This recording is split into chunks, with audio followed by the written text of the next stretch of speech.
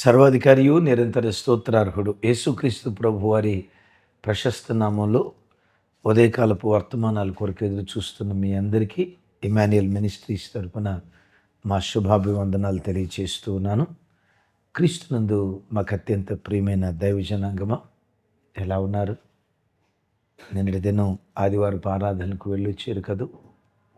సంఘంలో మీ దైవ సేవకులను బలపరిచి ఏ వాక్యం ద్వారా దేవుడు మీతో మాట్లాడారు, మీతో మాట్లాడిన మాట, ఆ వాక్యం మీకు ఏమాత్రం అవకాశం ఉన్నా కింద కామెంట్ బాక్స్లో తప్పకుండా వ్రాయండి. మన సెంట్రల్ మందిరంలో దివ్యమైన వర్తమానాలు పరిశుద్ధాత్మ దేవుడు అందించారు. కలత చెందకు, కార్యాలు చేసే దేవుడు నీ చెంతనున్నాడుగా.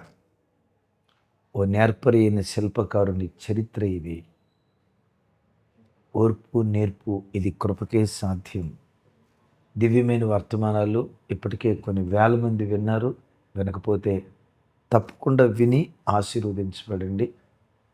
ప్రాముఖ్యంగా ప్రభు చిత్తమైతే రేపు గురువారం మేము సౌదీ ప్రాంతం రియాద్ అనే ప్రాంతానికి వెళ్తున్నాం.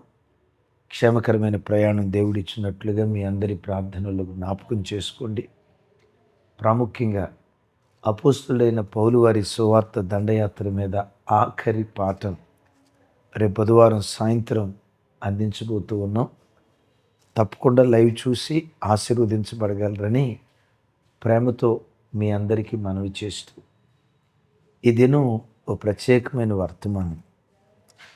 క్రైస్తవుడు తన బ్రతుకులో అడుగడుగున అనుక్షణం అద్భుతాలు చూడాలి, ఆశ్చర్యకార్యాలు అనుభవించాలి.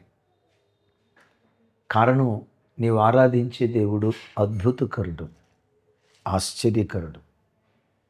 అద్భుతకరుడుకు దేవుని నువ్వు అనుభవిస్తున్న తర్వాత ప్రతి దినం నీ కుటుంబ జీవితంలో, నీ వ్యాపారంలో, మన పిల్లలు రాయబోయే పరీక్షల్లో, వ్రాస్తున్న పరీక్షల్లో యేసు నామం పేరిట నిశ్చయంగా అద్భుతాలు చూచుదురుగాక. ఏ వ్యక్తి అయినా, ఏ రంగంలోనైనా, అది భక్తిలోనైనా భక్తిలోనైనా, ఏ రంగంలోనైనా తన అద్భుతాలు చూడాలంటే 3 దివ్యమైన గుణాలు కలిగి ఉండాలి. నెంబర్ 1 ప్రార్థన, నెంబర్ 2 పహారా, నెంబర్ 3 పనితనం. ఇంకోసారి చెప్పమంటారా? నెంబర్ 1 ప్రార్థన, నెంబర్ 2 పహారా అంటే జాగ్రత్త, నెంబర్ 3 పనితనం.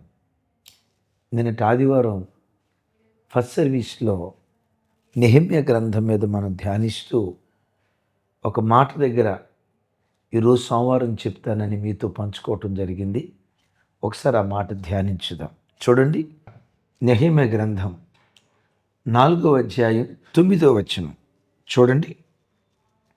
మేము మా దేవునికి ప్రార్థన చేసి వారి భయము చేత రాత్రింబవళ్ళు కావలి ఉంచితిమి.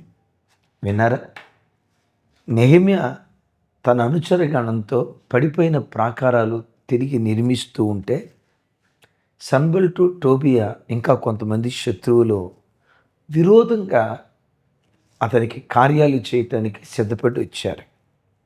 శత్రువులు వచ్చారన్న వార్త విని నెహెమ్యా ఏం చేశాడు అంటాడు, మేము మా దేవునికి ప్రార్థన చేసి నెంబర్ 1 రాత్రింబవళ్ళు కావలి వారిని ఉంచాం, నెంబర్ 2 పని చేశాం, నెంబర్ 3 మిమ్మల్ని ఒక మాట అడుగుతా, పని ముందుందా ప్రార్థన ముందుందా?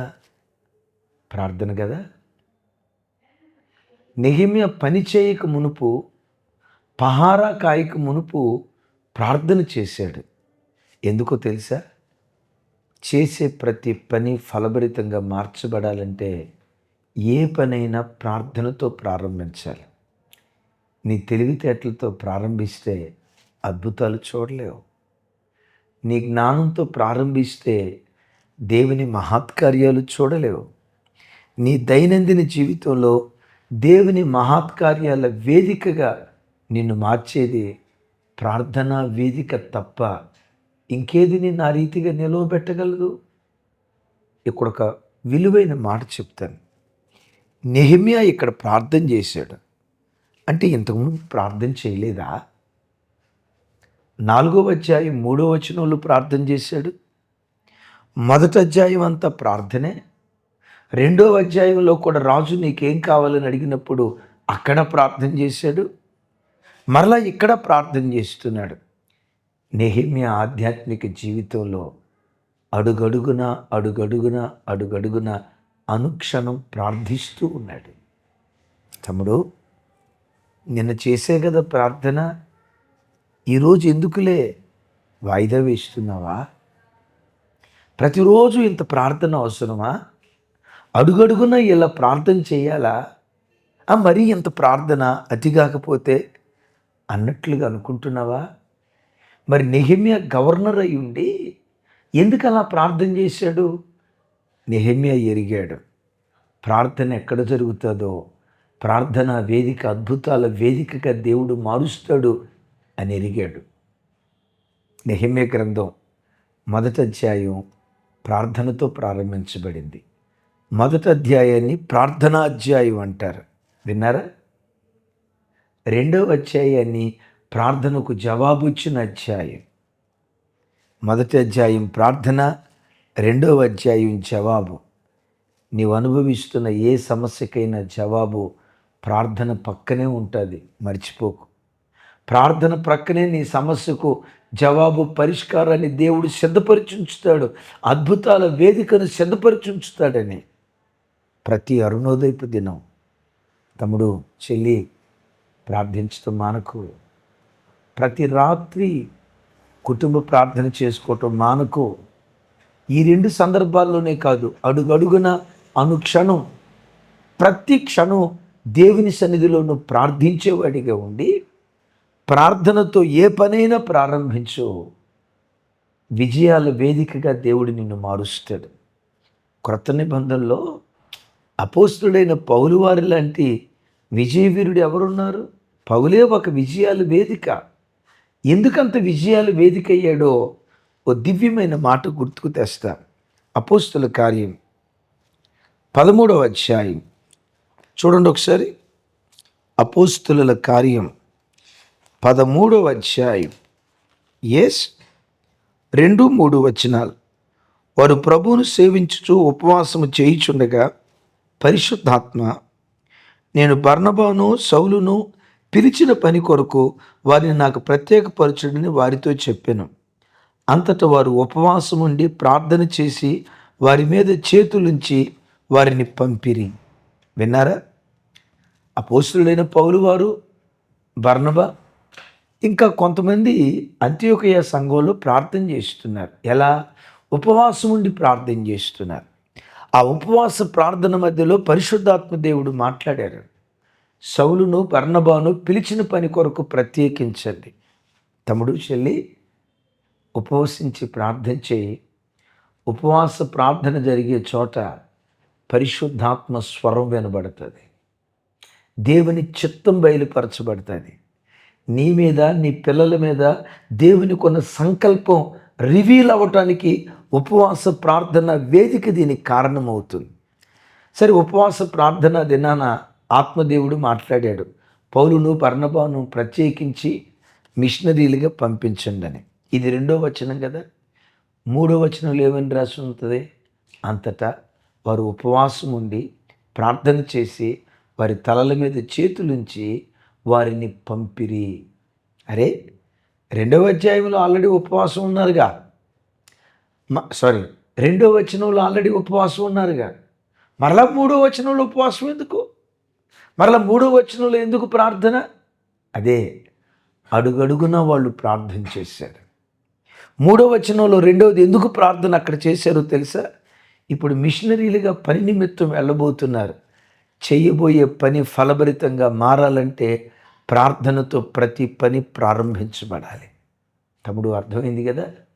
అద్భుతాల వేదిక ప్రార్థనతో ప్రారంభించడం. 2వది, వీళ్ళు మరింత ప్రార్థన చేశారు కదా. మేము మా దేవునికి ప్రార్థన చేసిన వీళ్ళు హాయిగా నిద్రపోవచ్చుగా. ఒక మాట, ఇక దేవుని సన్నిధిలో ప్రార్థన చేసిన తర్వాత గాబ్రియేలు మిఖాయేలు, కెరూబులు, శరాపులు మా చుట్టూతో కావలా ఉంటారు, మేము గురకలు పెట్టి నిద్రపోవచ్చు అని నిద్రపోవచ్చుగా. ఇక్కడ ఏమని రాసి ఉంటుందో తెలుసా? మేము రాత్రింబవళ్ళు కావలి కాసితిమి, కావలి వారి నుంచితిమి. పహార. దేవుని పిల్లరా, ప్రార్థనే, జాగ్రత్తే. ప్రార్థనే, పహారే. ఆ మధ్య ఓ తల్లి ఏడుస్తుందట. అయ్యా, వాడికి ప్రార్థన చేసే కాలేజీకి వెళ్ళేటప్పుడు ప్రార్థన చేసే పంపించానయ్యా. బైక్ యాక్సిడెంట్ అయిందయ్యా, దెబ్బ తగిలిందయ్యా, ఎక్కడో ఫ్రాక్చర్ అంటున్నారయ్యా. అసలు ఆ బండి కూడా ప్రార్థన చేసిన బండి అయ్యా. పాస్టర్ గారు ప్రార్థన చేశారు. ద గ్రేట్ రెవరెండ్ బిషప్ పోపు పెద్ద పాస్టర్ గారు ప్రార్థన చేశారు. ఆ పెద్ద పాస్టర్ గారు ప్రార్థన చేసిన బండికి యాక్సిడెంట్ అయిందయ్యా. ఈరోజు పిల్లలు కాలేజీకి వెళ్ళేటప్పుడు కూడా ప్రార్థన చేసి పంపించానయ్యా.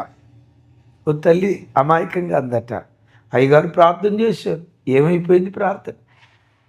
నేను ప్రార్థన చేశాను, ఏమైపోయింది ప్రార్థన? ఇంత ప్రార్థనలు జరిగితే యాక్సిడెంట్ ఎందుకు అయింది అని అంటే, ఈలోపు ఎవరో అడిగారట, బాబు ఇంతకీ ఎంత స్పీడ్ వెళ్ళాడమ్మా? ఎంతండి? 70. కారు మీద, టూ వీలర్ మీద 70 స్పీడ్తో వెళ్ళాడట.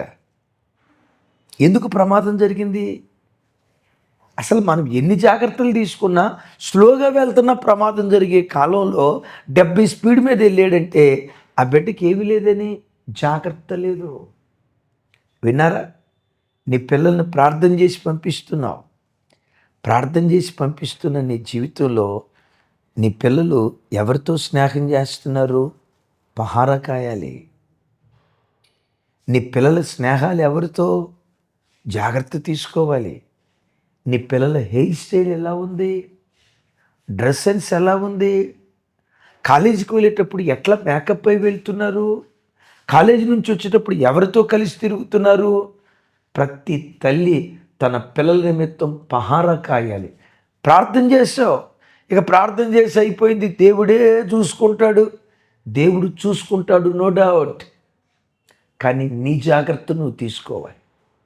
అందుకని అంటాడు బైబిల్లో ఒక తల్లిని గురించి, ఆ తల్లి తన ఇంటి వారి నడతలన్నీ బాగుగా కనిపెట్టిందట. విన్నారా? తన ఇంటి వారి నడతలు బాగుగా కనిపెట్టిందట. తమ్ముడు, చెల్లి, నీ ఇల్లు ఒక అద్భుతాల వేదికగా మార్చబడాలంటే నీ భర్త నడక జాగ్రత్తగా కనిపెట్టాలి. నీ పిల్లల నడక జాగ్రత్తగా కనిపెట్టాలి. వారిలో తప్పేదైనా కనపడితే నొప్పించేటట్లుగా కాదు కానీ ఒప్పించేటట్లుగా వాళ్ళతో మాట్లాడాలి. ఆ మధ్య ఒక అద్భుతమైన సమాచారం నేను విన్నాను. ఓ సందర్భంలో అమెరికా దేశానికి బాక్సర్ మహమ్మద్ అలీ తను వెళ్తే, తను అక్కడ ఉన్న వార్త ఆ దేశంలో ఉన్న మహమ్మద్ అలీ కుమార్తెలు ఇద్దరు తెలుసుకొని నాన్నను చూద్దామని వెళ్ళారు. కాస్తంత అశ్లీలమైన వస్త్రధారణ, శరీర సౌష్ఠవం బయట కనపడేటట్లుగా ఆ వస్త్రధారణతో తండ్రి దగ్గరికి వెళ్ళారట. ఈ పిల్లలకి ఎలా చెప్తే రిసీవ్ చేసుకుంటారు? హృదయాలు ఏమన్నా గాయపరచబడతాయేమో, నేను ఎలా మాట్లాడితే బాగుంటుంది ఆలోచించి ఇలా అన్నాడట, అమ్మా ఈ ఫోన్ ఖరీదు ఎంత? 2.5 లక్షల రూపాయలు డాడీ. ఈ ఫోన్ సెక్యూర్డ్గా ఉండాలంటే, దీనికి ప్రొటెక్షన్ ఉండాలంటే, విలువైన ఈ ఫోన్కి కవర్ వేస్తే ప్రొటెక్షన్ ఉంటుందా, కవర్ తీస్తే ప్రొటెక్షన్ ఉంటుందా అని అడిగారట. డాడీ ఇది విలువైన ఫోన్ కదా డాడీ, ఏమాత్రం జారిపడిన 2.5 లక్షల ఫట్, ఈ విలువైన వస్తువు జాగ్రత్తగా ఉండాలంటే కవర్ ఉంటేనే బాగుంటుంది డాడీ అన్నారట. తర్వాత అడిగాడట మరలా, అమ్మా మీరు వచ్చేటప్పుడు ఆభరణాలు ఆర్నమెంట్స్ వేసుకొని వచ్చారు కదా, ఖరీదైన ఆభరణాలు వేసుకొని వచ్చారు కదా, ఇంటికి వెళ్ళిన తర్వాత చెప్పులు ఇడిచే చోట ఆభరణాలు విడుస్తారా, బీరువాలో దాచిపెడతారా? అదేంటి డాడీ, చెప్పులు ఇడిచే చోట ఆభరణాలు ఎట్లా పడేస్తుంది డాడీ? ఇది విలువైందిగా. మరి ఏం చేస్తారమ్మా? ఈ విలువైన వాటిని బీరువాలోనే కాదు డాడీ, బీరువా లోపట లాకర్ ఉంటుంది, అక్కడ దాచిపెడతాను డాడీ. ఎందుకురా దాచిపెట్టేది? అవి విలువైనవి కదా డాడీ అని అన్నారట. వెంటనే ఆ తండ్రి అన్నాడట, ఈ ఫోన్ కంటే మన దేహం విలువైంది కాదా? బంగారు ఆభరణాల కంటే దేవుని దేవాలయంగా పిలువబడుతున్న ఈ శరీరంలో కొన్ని విలువైన అవయవాలు ఉన్నాయి. ఆ విలువైన అవయవాలను దాచిపెట్టుకోవాలా, కప్పుకోవాలా, విప్పుకోవాలా?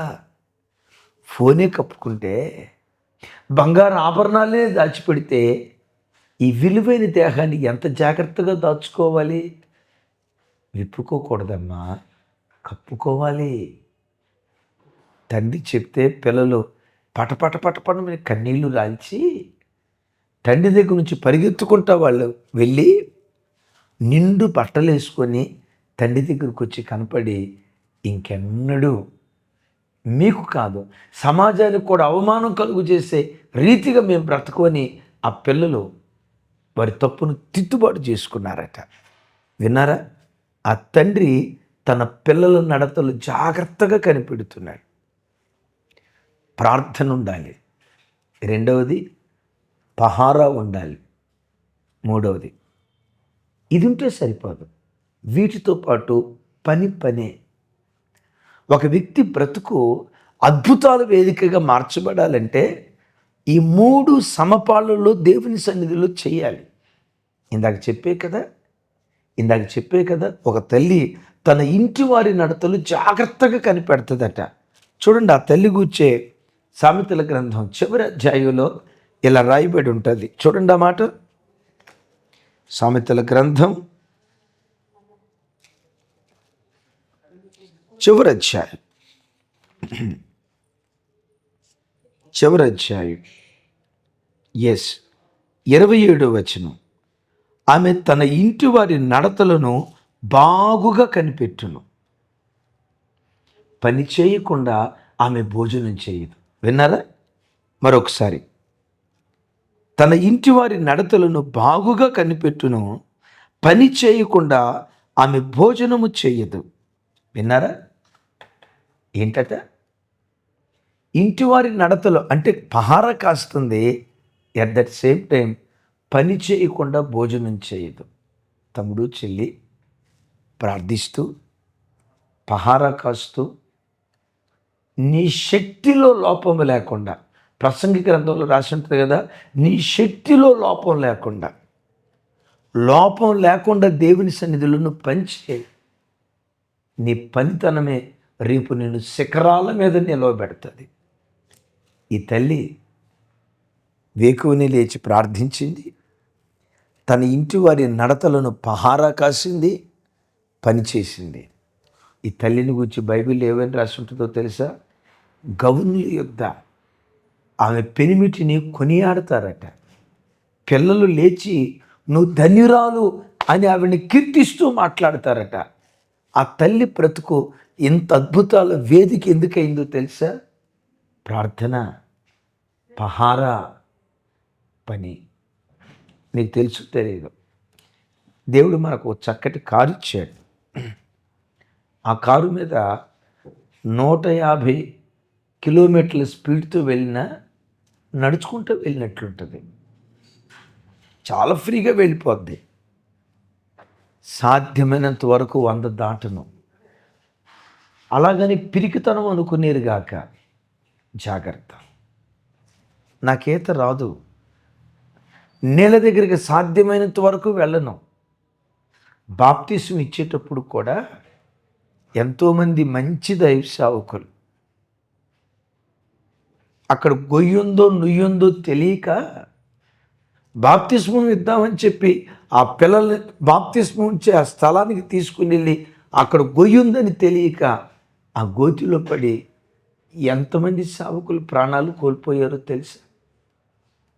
మరి బాప్తిసానికి వచ్చే ముందు వాళ్ళు ప్రార్థన చేయలేదా? చేశారు. మరి ఎందుకు ఇలా జరిగింది? జాగ్రత్త. ఎందుకో తెలుసా? నువ్వు విలువైన వాడివి గనుక విలువైన నిన్ను దొంగిలించాలని సైతాను ప్రతి క్షణం వాడు ప్రయత్నం చేస్తాడు.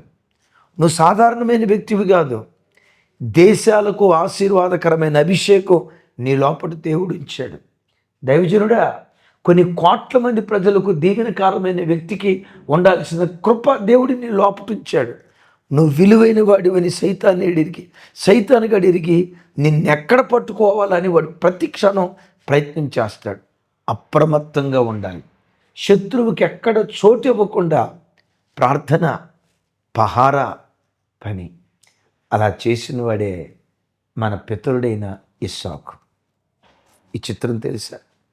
విత్తనం విత్తి కరువు కాలములో 100 అంతల పంట కోశాడు. ఇస్సాకు అంతకంతకు గొప్పవాడయ్యాడట. నా చేతులెత్తి దీవిస్తున్నా. ఇస్సాకు అంతకంతకు గొప్పవాడైనట్లుగా నీ కుటుంబం అంతకంతకు గొప్ప కుటుంబంగా ఎదుగునుగాక. అంతకంతకు గొప్ప స్థితిలోకి నీవు నీ పిల్లలు రావటానికి దేవుడు కృప చూపించునుగాక. అయితే అంతకంతకు గొప్పవాడు అవటానికి ఎంత గొప్పవాడయ్యాడో తెలుసా? తన తండ్రి అయిన అబ్రహాము కంటే గొప్పవాడిగా దీవించబడ్డాడు. నీ గర్భాన పుట్టిన నీ పిల్లలు నీకంటే గొప్పవారు అగుదురుగాక. నీ తల్లిదండ్రులను దీవించిన దానికంటే గొప్ప స్థితిలో దేవుడు నిన్ను నిలవబెట్టునుగాక. ఇస్సాకు బ్రతుకు అద్భుతాల వేదిక అవటానికి కారణం ఏంటో తెలుసా? ఇస్సాకులో ఈ 3 గుణలక్షణాలు ఉన్నాయి. ఏ పంట పొలంలో తను వ్యవసాయం చేస్తూ ఉంటాడో ఆ పంట పొలానికి వెళ్ళి ధ్యానించేవాడట. అరే, తనకు భార్య రాబోతుందన్న గడియలో కూడా పంట పొలంలో ధ్యానిస్తున్నాడండి. యవనస్తుడికి భార్య రాబోతుందంటే సహజంగా పగటి కలలకు అంటూ ఉండాలిగా, వస్తాది నా రాణి, రాకుమార్తె, ఇవి ఉంటాయి కదా.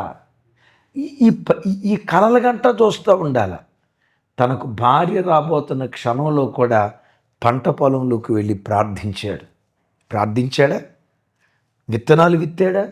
విత్తనం విత్తాలంటే చూడండి, దున్నాలా పనిచేశాడు అక్కడ. విత్తనాలు విత్తాడు, పనిచేశాడు అక్కడ. మరి విత్తిన విత్తనాలు 100 అంతలుగా ఫలించాయి అంటే చుట్టూతా కంచి వేసి ఉంటాడు. ఒకవేళ పురుగులు పడితే ఎప్పటికప్పుడు ఎరువేసి ఉంటాడు, ఎప్పటికప్పుడు మందు చల్లి ఉంటాడు. జాగ్రత్త తీసుకున్నాడు. ఇస్సాకు ప్రార్థన, పంట పొలానికి పహారా పని, ఈ 3 చేశాడు. అబీమెలెకును తలదన్నే అంత స్థితిమంతుడిగా మారిపోయాడు. నువ్వెక్కడ బ్రతుకుతున్నావో నీ అధికారులను తలదన్నే అంత స్థితిమంతుడిగా నా దేవుడు నిన్ను నిలవబెట్టునుగాక. క్రైస్తవ జనమ, సోమరితనం దగ్గరకు రానివ్వద్దు. నిద్రపోతనం, తిండిపోతనం దగ్గరకు రానివ్వద్దు. ఈ 3 ఆయుధాలుగా, ఈ 3 గుణాలు ఆయుధాలుగా ధరించు. అద్భుతాల వేదికగా నిన్ను, నీ పిల్లలను, నీ కుటుంబాన్ని దేవుడు నిలవబెట్టునుగాక. నేను ప్రార్థన చేస్తాను, ఏకీభవిస్తారా? తండ్రి, మీకు స్తోత్రాలు. మా కుటుంబాలు అద్భుతాల వేదికగా మీ కొరకు నిలవబడాలి ప్రభు. ఏ పనైనా ప్రార్థనతో ప్రారంభించాలి. ప్రార్థన లేకుండా ఏ పని మేము ప్రారంభించకూడదు. ఇంకొకసారి ప్రార్థన చేసాం చాలు లేదయ్యా. అడుగడుగున ప్రార్థించే కృప మాకు దయచేయి. అడుగడుగున మొరపెట్టే కృప మాకు దయచేయి అయ్యా. ప్రార్థించడమే కాదు, పహారా కాసే కృప దయచేయి. నమ్మకంగా పనిచేసే కృప దయచేయి. ఆ తల్లి కొనియాడబడిందే. ఈ ప్రార్థనలో ఏకీభవిస్తున్న ప్రతి తల్లి కొనియాడబడునుగాక. ఇస్సాకు 100 అంతల పంట కోసాడే, తండ్రి కంటే బహు గొప్పగా దీవించబడ్డాడే. ఈ ప్రార్థనలో పాలిభాగస్తులవుతున్న ప్రతి బిడ్డను యేసు నామం పేరిట 100 అంతల దీవెనతో అభిషేకించుదురుగాక. సమస్త ఘనత, మహిమ, ప్రభావాలు మీకే ఆరోపిస్తూ 10th క్లాస్ ఎగ్జామ్స్ ప్రారంభమయ్యాయి. పిల్లలకు గొప్ప విజయాన్ని దయచేయి. ఇంటర్మీడియట్ రాసిన పిల్లలు, ఇంకా ఎగ్జామ్స్ రాయబోతున్న పిల్లలకు గొప్ప విజయాన్ని మీ మహిమ కొరకు దయచేసి మా పిల్లలు ఫస్ట్ క్లాస్లో పాస్ అవటం కాదయ్యా, క్లాస్ ఫస్ట్ రావాలి. ఫస్ట్ క్లాస్లో పాస్ అవటం కాదయ్యా, స్టేట్ ర్యాంకర్స్ కావాలి. అయ్యా వాళ్ళు స్టేట్ ర్యాంకర్స్ కావాలని ప్రార్థించేది మా పిల్లలేదో గొప్పోళ్ళని చాటి చెప్పుకోవటానికి కాదయ్యా, మేము ఆరాధించే మా దేవుడు ఎంత గొప్పవాడో, ఎంత శక్తివంతుడో మీ ఔన్నత్యం అన్య ప్రజలకు చాటి చెప్పాలి. తలగా నిలుపుదురుగాక, శిఖరాల మీద కూర్చోబెట్టుదురుగాక. యేసు నామం పేరిట ప్రార్థించి స్తుతించి పొంది ఉన్నాం తండ్రి. తండ్రి అయిన దేవుని ప్రేమ, కుమారుడైన యేసుక్రీస్తు వారి దివ్యకృప, పరిశుద్ధాత్మ దేవుని సహవాసం మనకు సకల పరిశుద్ధులకు సదా తోడై ఉండి నడిపించునుగాక. ఆమేన్, ఆమేన్. Thank you. కృపా సమాధానాలు మనందరికీ తోడై ఉండునుగాక.